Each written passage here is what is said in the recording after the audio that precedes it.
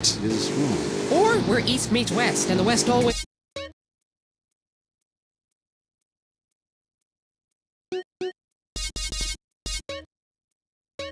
wins. That wall came down, darling. Yes, unfortunately it did. I don't know if you saw today's news, so who is in the right in this great dialectical disaster?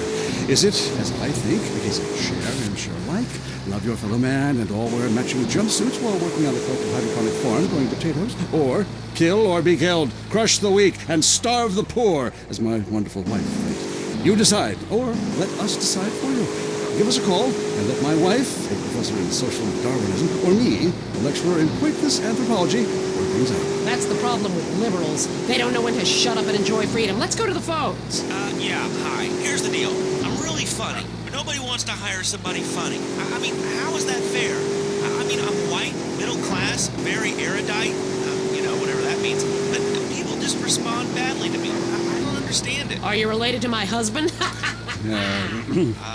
I don't think so. I hope not. Have you got a question about politics? Yeah, sure. I know a lot about politics. Hey, can I do your job? I used to be on the radio back in the day. Even my husband can't do his job, you strange, pathetic little sap. Let's have a real caller, please. Hi, my name's Michelle. I'm a first-time caller to the show. I wanted to know what you guys thought about the proposition to ban smoking. Well, this is a simple issue. Smoking. Democracy at work again in our state. Seems like a good thing when you first look at it, but democracy only works when you agree with it. Then it's best to favor a totalitarian state. I'm not sure about this one. I think smoking is an invasion of my body, and I've always wanted to shoot people. I'm right behind the proposition.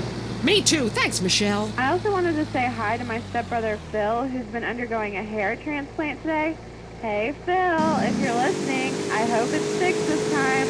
I won't tell anyone you've got plugs, honey. I'm really proud of you. That's great, honey. But if you want shout-outs, call the rap station. That's offensive, and I'm really offended by what you're saying. I'm a smoker. This used to be a free country. When? Good point, Dolly. Gotcha. Yes, good point. But remember, our founding fathers grew tobacco. It relaxed them between stressful stints of genocide and witch burning. And you're so against raising taxes. Smokers pay more taxes than anyone. My grandfather smoked his whole life. He lived until he was 32. So what I'm saying is, why can't we encourage more smoking and use the money to pay for better health care and some cultural programs, bringing expressive dance and sun worship back to the inner cities? Worrying about the inner city has ruined your academic career. And this woolly thinking is going to ruin your chances of getting anywhere with me tonight. The thing is, smoking is good because it lets people make a lot of money. But so is selectively culling the population. So what I'm proposing is a change in the proposition. Let people smoke, but make cigarettes much cheaper and force everyone to smoke. That way, we weed out the weak, make a lot of money in tax, and keep our national heritage intact. Line 2, you're on I Say, You Say. Ah, I listen every time to your show. It really made me think about the world in a whole new way. I moved out to the city because it sucks. Now I live in a compound surrounded by barbed wire and shoot and kill anyone I don't recognize on my land. Just want to say thank you. That's some quality broadcasting. Thanks. That makes me feel a lot better about myself. Have you got a question? Yeah, I got corpses from 15 illegal immigrants in my yard. I killed them all myself with my bare hands. Can I get a tax break for all this unpaid work? Good question. I would certainly hope so. Ask your accountant if you can register them as dependents. Then hide most of your net worth offshore in a complex money laundering system designed to support the drugs trade. Then you can pay virtually no taxes and complain about how awful you think the whole country is, knowing you're doing as little as possible to help. Cool, thanks. That's good advice. I'm appalled at you, Mary Phillips.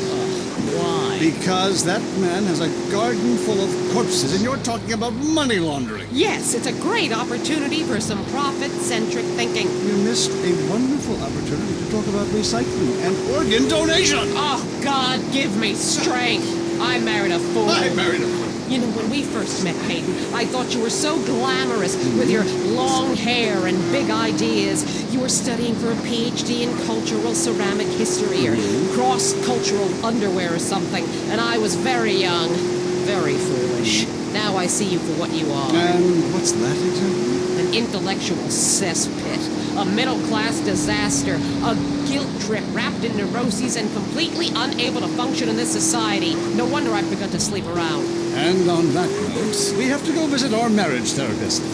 is a conniving bitch and won't write me any more prescriptions for painkillers. Remember, when the left wing and the right wing come together, the country can really get going. Straight off a cliff.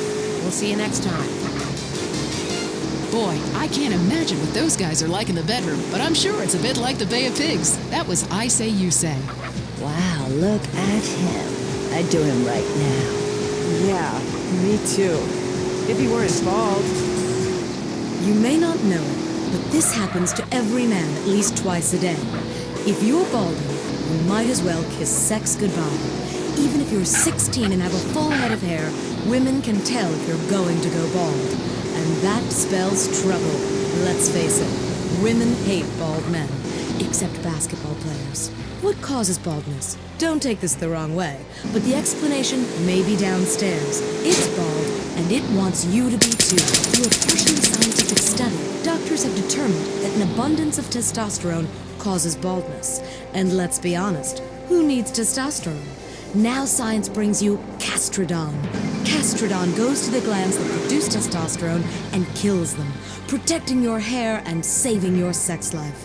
Within a few days, you'll notice a big difference. You'll begin to look and feel different. If you're willing to do anything to stop the unspeakable from happening to you, take Castrodon. Remember, baldness is loneliness. May impair driving, timekeeping, map reading, and home improvement skills. Castrodon may also cause periodic moodiness, retail addiction, face painting, and menstruation. Up next on WCTR, it's The Man Coaches Hate. It's Derek Thackeray in the tight end zone. Brought to you by Eris Pump Up Shoes, because women love a winner, and winners wear shoes. Did we start with the national anthem? Yeah, screw it. Yeah, I got too drunk last night. Just play the opening. Welcome back to the tight end zone. Now it's time for something really important. Fat men talking about games they don't really understand.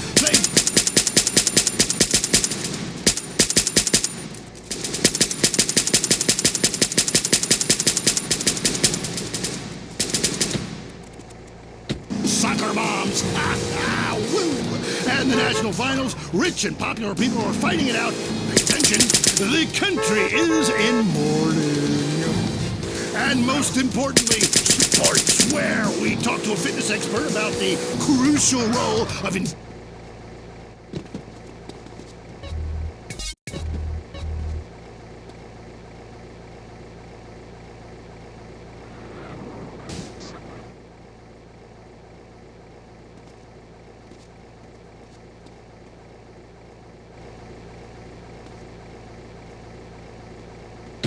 point. When the rest of the world discovers TV, they'll be able to...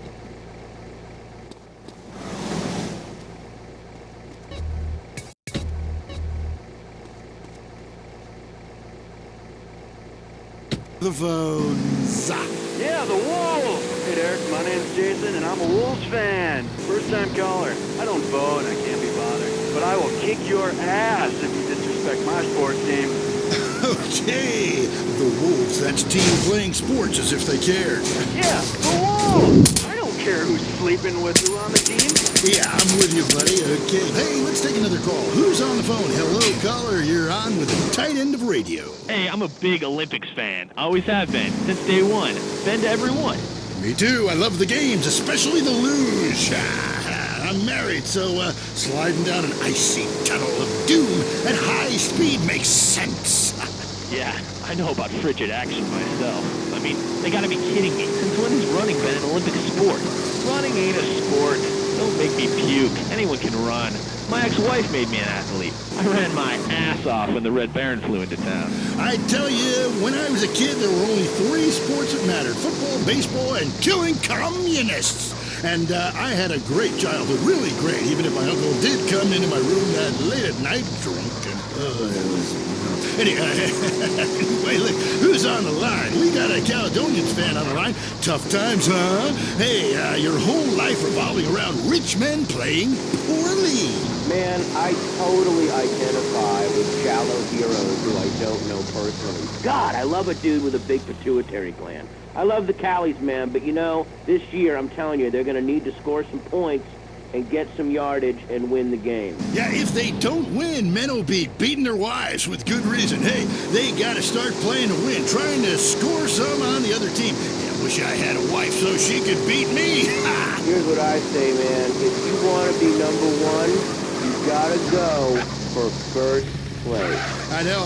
Hey, I mean, it's great stating the obvious, but once you get paid for it, things get really complicated. Man, I was at their training camp this spring, and the mood in the locker room, dude, guys were getting changed. I mean, they were really getting prepared. Shoes were going on, shirts were going on, the shirt part of their body, serious faces on them, and you could tell that they were going to play this game. Bottom line is, if they don't score more points than the other team, they can't win. God, you have some spooky insight into sports. I love your show, man. I love you. Yeah, look, great talking to you. Excuse me. Hey, that's really perceptive stuff. You know, we've been petitioning stadiums to install a